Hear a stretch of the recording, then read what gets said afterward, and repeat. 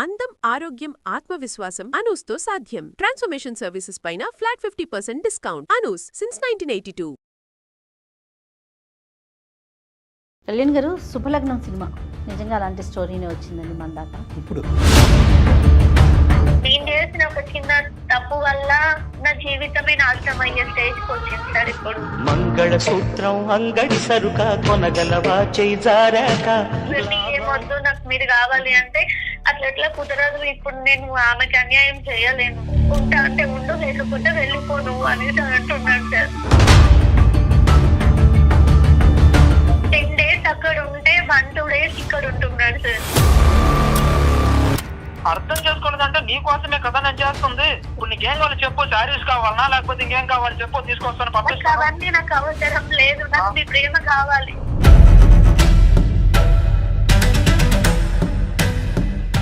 ఆ మహాతల్లి ఎవరో ఇచ్చినటువంటి గిఫ్ట్లు ఇచ్చి ఏంటి ముందుండాలి? వేరే వాడిని పెళ్లి చేసుకొని ఉంటే నాకు ఇంకా బాగుండేది కదా. ఓకే, అది నానా ఆస్తా డైలాగులు కూడా. నువ్వు తేవట్లేదంటే నువ్వు చేతకాని మగాడివి, నీకంటే ఆ మగాడు అయితే బెటర్ అని అంటావా? కోపంలో నువ్వు కాదురా వేరేవాడు కావాలని అనొచ్చా?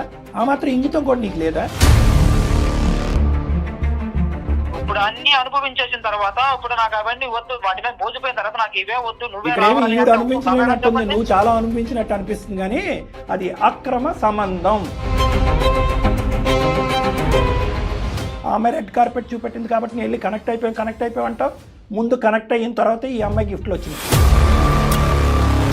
నాకు నా భర్తే కావాలి సార్. పోనీలే, ఇప్పటికైనా తెలిసి వచ్చింది. వాషింగ్ మెషిన్ వద్దు. అందమైన జీవితం కార్యక్రమానికి స్వాగతం. నమస్తే కళ్యాణ్ గారు. కళ్యాణ్ గారు, శుభలగ్నం సినిమా మీకు గుర్తుండే ఉంటుంది కదండి. నిజంగా అలాంటి స్టోరీనే వచ్చిందండి మన దాకా. ఇప్పుడు వచ్చింది రైట్. శ్రావణి అని ఒక అమ్మాయి మనకి మెయిల్ చేసింది. నాకైతే యాజ్ ఇట్ ఈస్గా అనిపించింది ఆ స్టోరీ. ఒకసారి కాల్ చేస్తానండి. తప్పకుండా జయ గారు.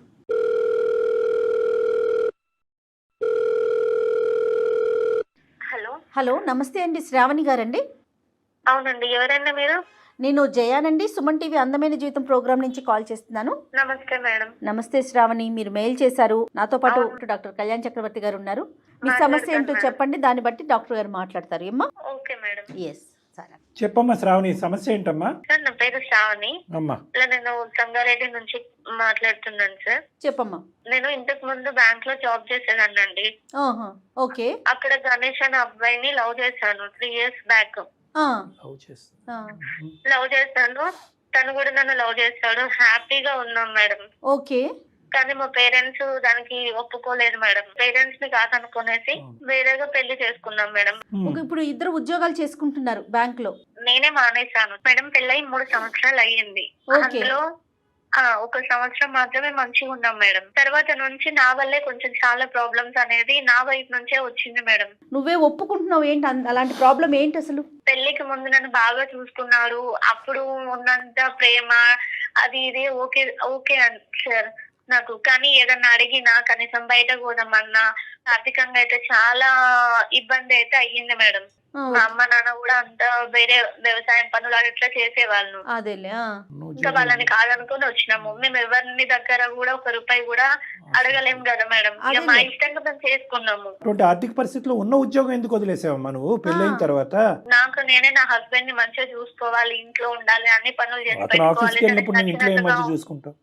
సర్లే, కొంచెం హెల్త్ డిస్టర్బెన్స్ అయ్యి అటు ఇటు అయ్యి కొంచెం చేతగాక చేయలేక ఉంటే మా హస్బెండ్ ని కొంచెం ఏదన్నా తీసుకురండి, ఒక ఫంక్షన్ కి వెళ్దామన్నా, శారీస్ కొనమన్నా, ఏదన్నా కొనమన్నా ఊరికి డబ్బులు లేవు అని అంటే తను ఎక్కడో అప్పు చేయడం, అది ఇది చేయడం చేసేటోడు. తనకు వచ్చే శాలీలో రూమ్ రెంట్, సరుకుల ఇంట్లో సరుకుల ఖర్చు, బయట ఖర్చులు, తన పెట్రోల్ చార్జెస్ ఇవే అయ్యేది మేడం. కనీసం అసలు మేము పిల్లలకు ప్లాన్ కూడా చేసుకోకపోవడానికి రీజన్ కూడా ఆర్థిక పరిస్థితే మేడం. ఇంకా లేదు సార్. చిన్న చిన్న విషయాలకి గొడవలు వచ్చినాయి ఇద్దరి మధ్యలో. చిన్న వాషింగ్ మిషన్ అడిగినా, కూలర్ అడిగినా. కాదమ్మా, అతను లేక సరిపోక ఇవ్వకపోవటమా, లేదంటే కొద్దిగా పిసినారి ఏం కాదు సార్. నేను చేసిన ఒక చిన్న తప్పు వల్ల నా జీవితమే నాశనం అయ్యే స్టేజ్ కి వచ్చింది సార్. ఏంటంటే సార్ వాళ్ళ బాస్ ఒక మేడం సార్, అంటే తను వేరే దగ్గరికి జాబ్ చేంజ్ అయ్యాడు. చేంజ్ అయిన తర్వాత అక్కడ ఒక మేడం ఉంటది అనమాట. ఆ మేడం కొంచెము క్యారెక్టర్ డిఫరెంట్ అని చెప్పాడు. ఆయన పాపం తన దగ్గర కూడా కొన్ని డబ్బులు తీసుకొని నా కోసం చీరలు తేవడము, నా బాధను అర్థం చేసుకొని తను అట్లా చేయడం అనేది స్టార్ట్ చేశాడు మేడం.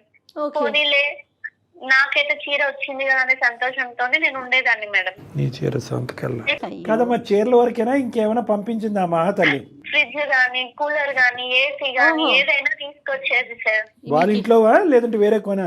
వేరే కొత్తవి కొనేది సార్. గోల్డ్ తీసుకొచ్చేది. నేనేమనుకున్నా అంటే నువ్వు ఇట్లా చేస్తున్నావు, అది కరెక్ట్ కాదు అని అంటే, నీకెందుకు ఇబ్బంది అనిపించింది?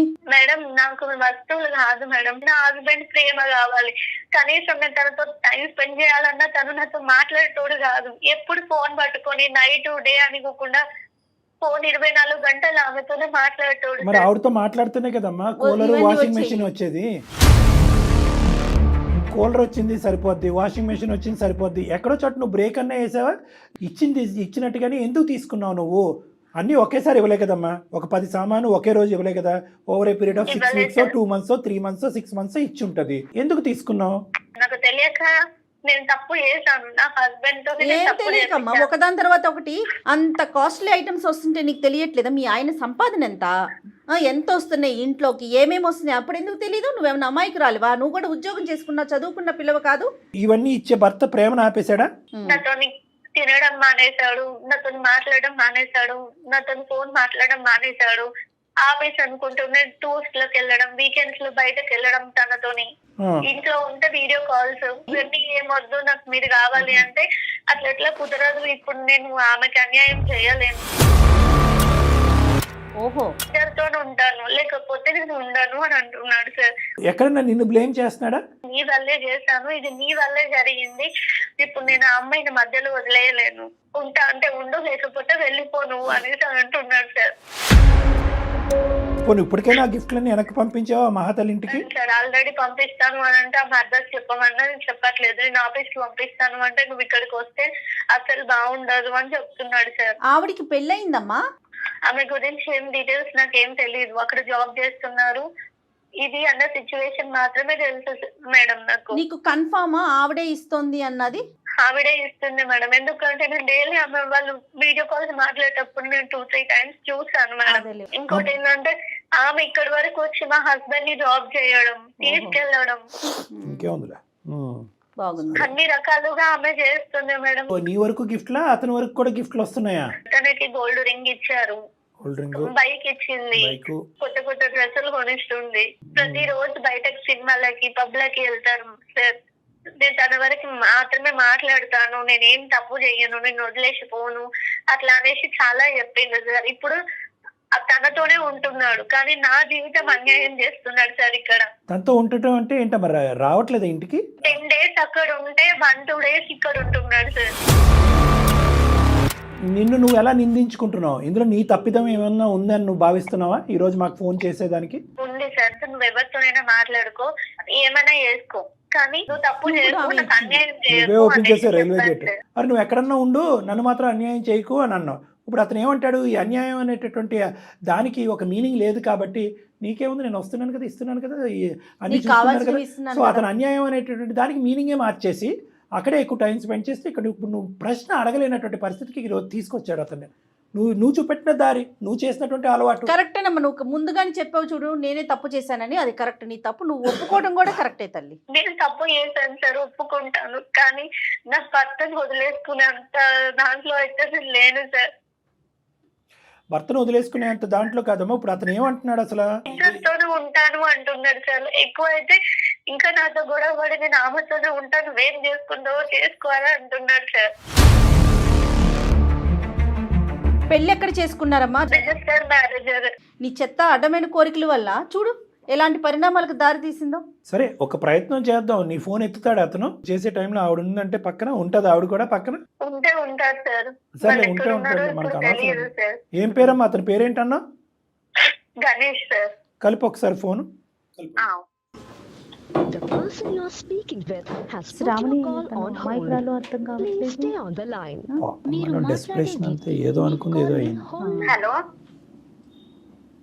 హలో హలో హలో ఎక్కడున్నారండి? నేను పనిలో ఉన్నాను చెప్పు. 10 రోజులు దాటింది. ఎప్పుడు వస్తారండి ఇంటికి? ఎప్పుడు వస్తానా? నీకెందుకు అవన్నీ? తిన్నావా ఇంతకి? లేదు. లేదు ఏమైనా బుక్ చేయాలనా? ఏమొద్దు. ఇంకేంటి? మీరు ఎప్పుడు వస్తారు అది చెప్పండి.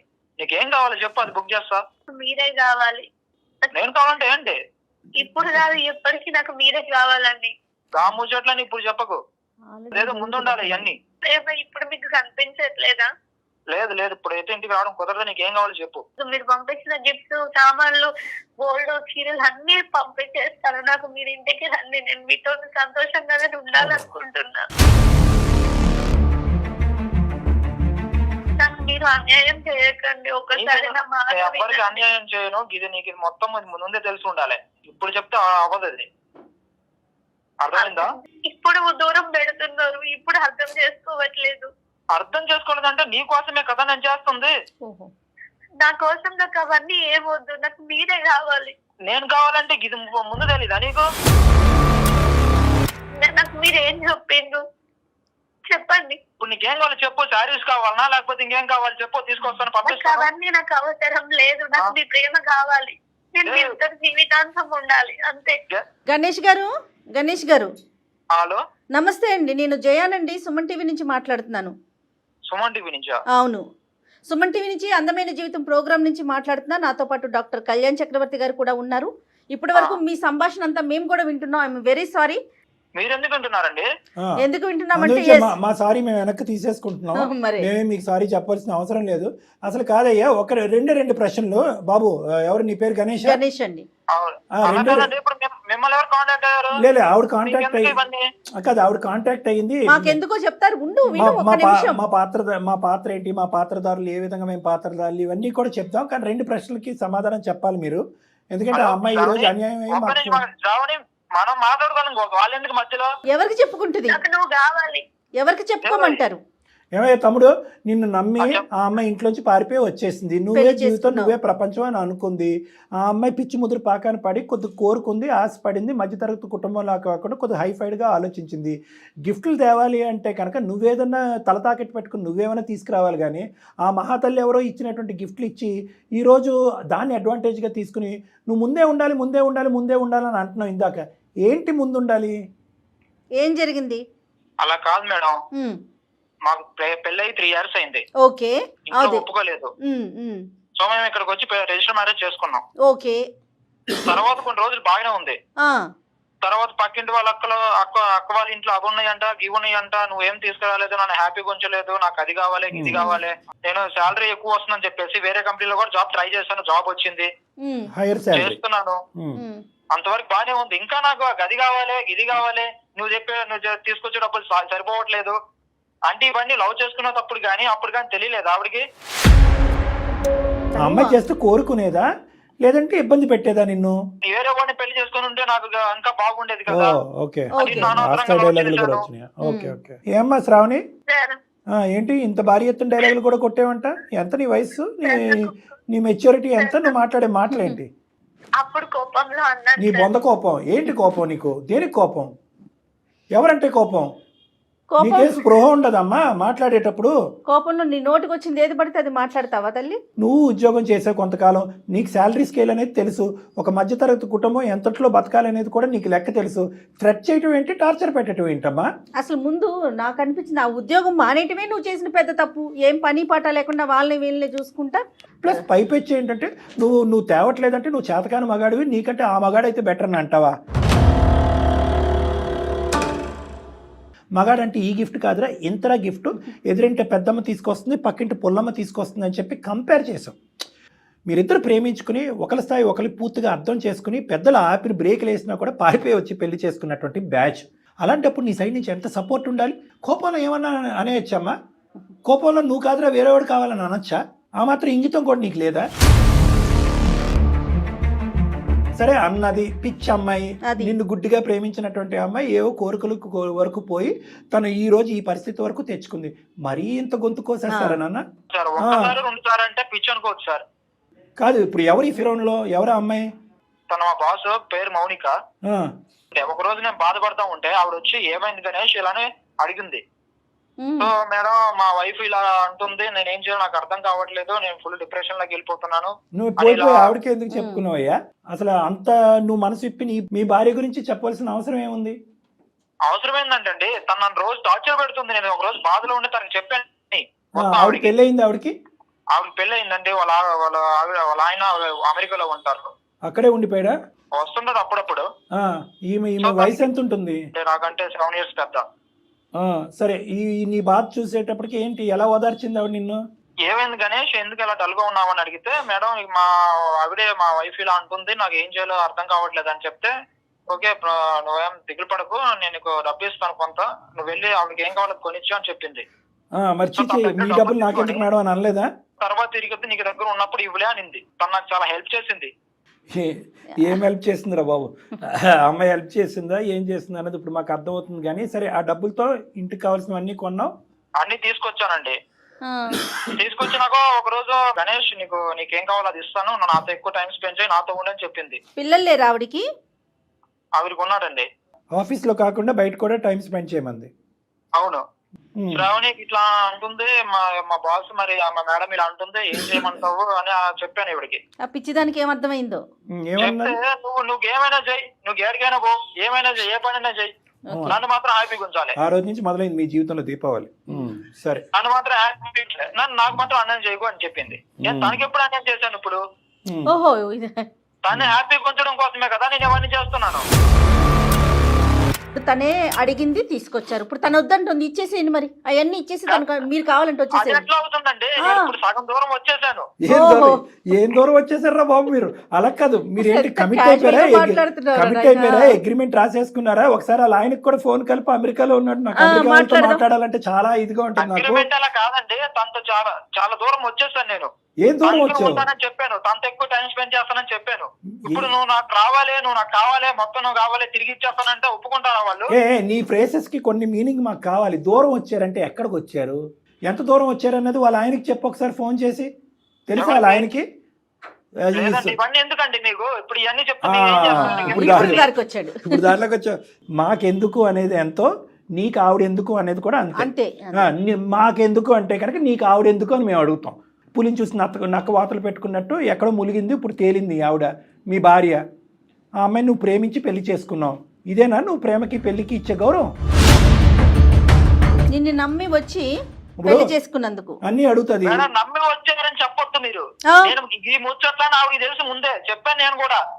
ఏంటి వేరే ఆమెతో నేను ఉంటానమ్మా, నీకు నేను ఓన్లీ వస్తువులే కొనిస్తానని చెప్పారా? మరి ఏం చేయమంటారు మేడం? నేను అటు ఇటు కాకుండా ఏం చేయమంటారు? తను హ్యాపీగా ఉంచాలా, నేను ఏం చేయాలో చెప్పండి. అంటే హ్యాపీగా ఉంచేటువంటి వస్తువుల్లో ఉందా? బుద్ధి గడ్డి తిన్నాను అని అమ్మాయి అంది, నన్ను క్షమించండి అని అన్నది.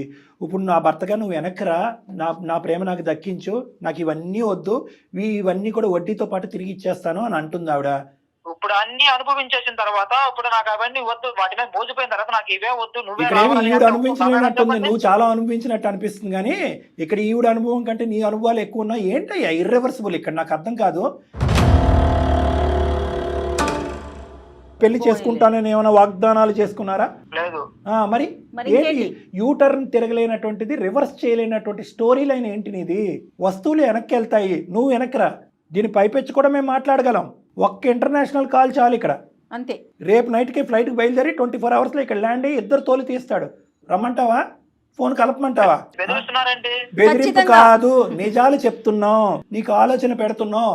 నేను ఒక మాట చెప్పనా, 210% మీ కథ ముందు మొదలైన తర్వాత ఈ అమ్మాయి కథ మొదలైంది. ఇది కూడా నేను మాట్లాడతా. ఈరోజు ఆ అమ్మాయి మీద అభాండం వేస్తారేంటి?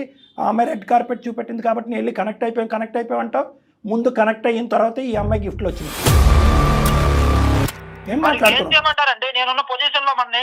ఒకటి గణేష్, నేను నీ భార్య దగ్గర నుంచి క్షమాపణ కావాలా? క్షమాపణ ఇప్పుడే ర్యాపిడో చేసి మొత్తం అంతా పోర్టర్కో ర్యాపిడో చేసి మొత్తం సామాన్ అంతా అమ్మాయికి పంపించమంటావా? ఎస్, మేమే ర్యాపిడో బుక్ చేస్తాం, పోర్టర్ బుక్ చేస్తాం, మొత్తం సామాన్ అంతా 1 గంటలో అక్కడ ఉంటుంది. దూరం వెళ్ళిపోయాం, చాలా ప్రయాణం చేసేసాం. ఇప్పుడు మాట్లాడితే ఎలాగండి? ఇప్పుడు కాదు, 10 సంవత్సరాల తర్వాత ఇదే మాట్లాడతాం. ఎందుకంటే ఆ సంబంధం నువ్వు ఎందులో అయితే ఉన్నావో అది అక్రమ సంబంధం, సమాజం యాక్సెప్ట్ చేయనటువంటి సంబంధం. ఏం మాట్లాడతావు శ్రావణి? చేసిందంతా చేసి ఇప్పుడు సైలెంట్గా కూర్చున్నావు. నాకు నా భర్తే కావాలి సార్. పోనీలే, ఇప్పటికైనా తెలిసి వచ్చింది. వాషింగ్ మెషిన్ వద్దు. ఆ. నేను చేసిన తప్పును ఒప్పుకుంటాను సార్. తన కాళ్ళైనా పట్టుకుంటాను సార్. నాకు నా హస్బెండ్ తప్ప నాకు ఇంకెవరు వద్దు సార్. నాకు మీరే న్యాయం చేయాలి. మాట్లాడు, అతను మాట్లాడు. మేము మాట్లాడు, మాట్లాడు, మేము నువ్వు లైన్లోనే మాట్లాడు. ఉన్నాడు కదా అతను. మనిషి మంచోడు అని అంటున్నారు, మీ ఇద్దరు ప్రేమించుకున్నారు, ఒకరికొకరు కావాలని బయటపడ్డారు. నాది తప్పయింది, నన్ను క్షమించు. కానీ మీరు ఇంటికి రండి, నేను మీతోనే ఉంటాను. నాకు ఇవన్నీ ఏ వద్దు. నేను ఇంకే కోరిక అసలు కోరను. మీరు గుడిసెలు ఉండమన్నా ఉంటాను, కానీ నన్ను దూరం చేసి నన్ను వదిలేసి వెళ్ళకండి. మీరు లేకపోతే నేను బతకలేదు. ఏం గణేష్ చెప్ప చూడు తను ఎంత ప్రాధాయపడుతుందో చూడు గణేష్. ఇప్పుడు నేను ఆవిడకి ఏం సమాధానం చెప్పాలంటే ఎవరు, ఈవిడికా ఆవిడకా? చెప్పండి. మా బాస్ కి ఏం బాస్ రా బాబు. నా పరిస్థితి అటు ఇటు కాకుండా ఉంది సార్. మీరు లే కావట్లేదు. You need some help. ఏం చేయమంటారు చెప్పండి. Very good. గణేష్ నువ్వు ఇలాంటి ఒక కేసు చూస్తే మాకు ఇలాంటి కేసెస్తో చాలా అనుభవం ఉంది. దీన్ని చాకచక్యంతో వ్యవహరిస్తే కనుక ఆ అమ్మాయిని ఎక్కడ పెట్టాలో అక్కడ పెట్టాలి. బాస్ అయితే కనుక బాస్లా వ్యవహరించాలి. ఇలా ఇంట్లో బాస్ చలామణి చేస్తూ జీవితాలను ఇలా చెడగొట్టుకుంటూ భర్త దగ్గర నుంచి ఆ అమ్మాయి అక్కడ అతన్ని అన్యాయం చేస్తుంది, ఇక్కడ మీ కుటుంబాన్ని అన్యాయం చేస్తుంది. ఆవిడకి నేను ఏం చెప్పాలి అనేది ఒక్కటే నీ భయం అయితే కనుక ఆవిడకి ఏ విధంగా చెప్పాలో ఆ బాధ్యత మేము తీసుకుంటాం, నేను జయగారు. డెఫినెట్గా. కానీ ఆవిడకి ఏం చెప్పాలి, ఆవిడ ఏం ఫీల్ అవుతుంది, ఆవిడకి ఈ ప్రామిస్ చేశాను ఆ ప్రామిస్ చేశాను అని చెప్పి జీవితం మాత్రం దయచేసి అస్తవ్యస్తం చేసుకోకు. నన్ను అమాయకురాలు నీ భార్య, నిజంగా చాలా అమాయకురాలు. తెలిసి తెలియకుండా నోరు జారి అనేటటువంటి కొన్ని పదాల వల్ల ఈరోజు ఈ అనర్థం దారితీసింది. ఆ అమ్మాయి తన తప్పు తెలుసుకుంది ఈరోజు. కోరికలు కాదు కదా, అసలు కోరిక అంటే ఏంటి అనేటటువంటిది కూడా అమ్మాయి మర్చిపోయే పరిస్థితిలో ఉంది ఈరోజు. బాగా ఆ అమ్మాయికి అర్థమైంది కాబట్టి ఒక స్వచ్ఛమైనటువంటి ప్రేమ ఎల్లకాలం ఉంటుంది అనేటటువంటి గాఢమైన నమ్మకం ఉంది నాన్న. ఒక చిన్న తప్పు జీవితాన్ని మార్చేసింది. తక్షణమే నువ్వు ఇంకో కంపెనీ చూసుకుని అందులోకి ఉద్యోగం మారటం అనేటటువంటిది కూడా ఇంపార్టెంట్. ఏనన్నా తను ఇప్పుడు చెప్పిన మాటే ప్రతి నాతో ఉంటానంటే నా వైఫ్ తను ఇప్పుడు ఏం చెప్పింది, తను నాకు ఏ వద్దు మీతోనే ఉంటానని చెప్పింది అదేలా కదా. కమిట్మెంట్ కి ఓకే అయితే తనతో కూడా మళ్ళీ మాట్లాడదామమ్మా. మేము మళ్ళీ పర్సనల్ గా కూడా మాట్లాడి అమ్మాయి మంచిదమ్మా, తెలియని తను అంతే. ఇద్దరిని రమ్మనండి మేడం. ఇద్దరు రండి ఒకసారి. సరేనండి. మీరిద్దరు ఒకసారి వచ్చారంటే డాక్టర్ గారితో కూర్చొని ఒకసారి మాట్లాడితే దాన్ని సార్ట్ అవుట్ చేసుకోవచ్చు. ఇమీడియట్గా ఆ అమ్మాయికి సంబంధించినటువంటి మొత్తం సామగ్రి, ఎందుకంటే మనకు ఏమీ భారం వద్దు, మొత్తం అంతా కూడా ప్యాక్ చేసేసి ఇమీడియట్గా ఈ రోజు సాయంత్రానికి ఆ అమ్మాయి ఇంటికి మనం పంపించొద్దు. వద్దు, వెయిట్ చేయొద్దు. ఇది తక్షణ చర్య. అమ్మాయి ఉందో రేపొద్దున ఇంకో టోన్ మార్చచ్చు, చీటింగ్ అనొచ్చు, ఇది కాదు ఇంకా తీసుకున్నాడు అనొచ్చు, ఇంకో 10 లక్షలు తీసుకున్నాడు అనొచ్చు. అప్పుడు వేరే సమస్యల్లో మీరిద్దరు అమాయకులు ఇద్దరు ఇరుక్కుపోతారు. కాబట్టి ఆ అమ్మాయి కంపల్సరీగా సెకండరీ ఎజెండా ఉంది. ఆ అమ్మాయి చాలా మ్యానిపులేటివ్ అండ్ కన్నింగ్ అన్నట్టుగా నేను అనుకుంటున్నాను. అక్కడ తన జీవితాన్ని ఎలా నాశనం చేసుకుంటుందో మనకు అనవసరం, కానీ మీ జీవితాన్ని ఫర్దర్గా నాశనం చేయకూడదు అంటే ఎటువంటి లావాదేవీ ఉండకూడదు. కలుస్తాను, ఇద్దరు రండి. ఇద్దరం వస్తాం. Done done done. ఓకే అమ్మా శ్రావణి, మీ ఆయన వచ్చేస్తాడు ఇంటికి, నువ్వు డోంట్ వరీ. అతను కావాలంటే మేమే ఓలా బుక్ చేస్తాం సుమన్ టీవీ తరఫున. బాయ్ అమ్మా, bye bye bye. Right sir, వీళ్ళు వచ్చినాక ఒకసారి చిన్న అపాయింట్మెంట్ పెట్టుకుని మీరు ఒకసారి మాట్లాడితే ఇంకాస్త చిన్న ఉన్న అపోహలన్నీ కూడా తొలగిపోతాయి. ముందు ఆ అమ్మాయిని కట్ చేయాలి మేడం, ఎందుకంటే ఆ అమ్మాయి ఏ ఉద్దేశంతో ఎంటర్ అయింది, అంత ఈజీగా స్మూత్ గా బయటకు వెళ్తుందా లేదా అనేది మనకి క్యాలిక్యులేట్ చేయాలి. అదే ఆ అబ్బాయి భయపడుతున్నాడు. అవునవును, ఆ స్మూత్ ట్రాన్సిషన్ గానీ మనం ఫెసిలిటేట్ చేయగలిగితే కనుక వీళ్ళు హ్యాపీగా ఉంటారు. రైట్ కళ్యాణ్ గారు, ఇంకొక ఎపిసోడ్ లో మళ్ళీ కలుద్దాం. నమస్తే అండి. నమస్తే మేడం.